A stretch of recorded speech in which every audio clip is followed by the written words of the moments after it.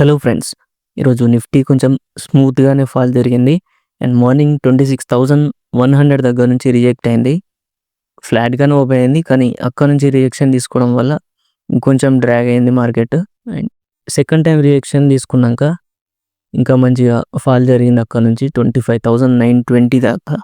And morning ఏం జరిగిందంటే 26,100 దగ్గర రెసిస్టెన్స్ ఫామ్ అయింది స్ట్రాంగ్‌గా.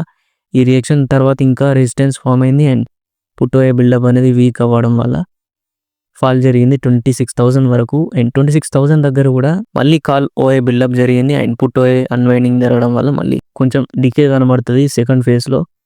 ఎందుకంటే మార్కెట్ మళ్ళీ రివర్స్ అవ్వడం, మళ్ళీ డౌన్ అవ్వడం, మళ్ళీ రివర్స్, ఇలా ఈ స్పైక్స్ వల్ల కొంచెం డికే కనబడుతుంది మోస్ట్లీ.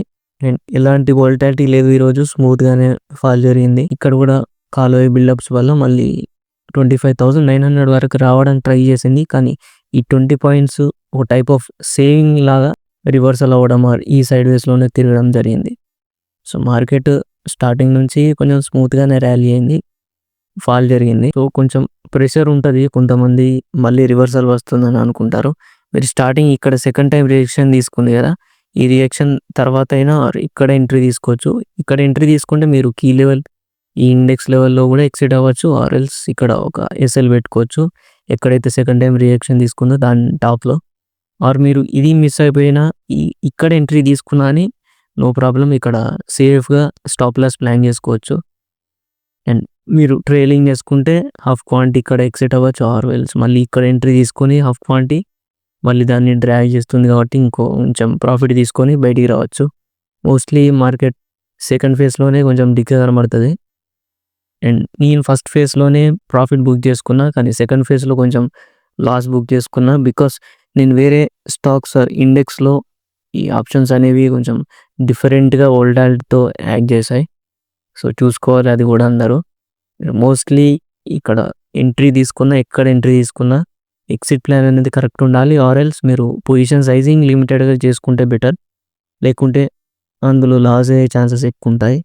మోస్ట్లీ ఏ ఒక్క డైరెక్షన్ వెళ్తుంది కాబట్టి ఒకవేళ మీరు ఇక్కడ కాల్ ఎంట్రీ తీసుకున్నా అని మ్యాక్సిమం ఇక్కడ ఎస్ఎల్ పెట్టుకొని ఎక్సిట్ అయిపోయినా నో ప్రాబ్లం. ఆర్ఎల్స్ ఇండెక్స్ లెవెల్లో ఎక్సిట్ అయిపోయినా కొంచెం ఎక్కువనే లూజ్ అయిపోయే ఛాన్స్ ఉంటుంది. అలా లాస్ తీసుకుంటే నెక్స్ట్ ఫేజ్లో అయినా మీరు ఎంట్రీ అయ్యే ఛాన్స్ ఉంటుంది. కనీసం మీరు బుక్ చేసుకున్న లాస్ని కంట్రోల్లో పెట్టుకొని మినిమైజ్ చేసుకోవచ్చు. కొంచెం హై క్వాంటిటీ మళ్ళీ తీసుకుంటే బెటర్, అట్లీస్ట్ కొంచెం చిన్న ప్రాఫిట్తో అయినా మీరు బయటపడవచ్చు. అండ్ మార్నింగ్ నుంచి సపోర్ట్ లెవెల్స్ అనేవి వీక్ అవుతూనే ఉన్నాయి. అండ్ లాస్ట్ సపోర్ట్ 25,900, ఈ 25,900 కూడా బ్రేక్ చేయాలని ట్రై చేసింది. కానీ కొంచెం సపోర్ట్ కొంచెం స్ట్రాంగ్ ఉండడం వల్ల 25,8 కూడా ఈ సపోర్ట్ లెవెల్ వల్ల సేఫ్ అయింది.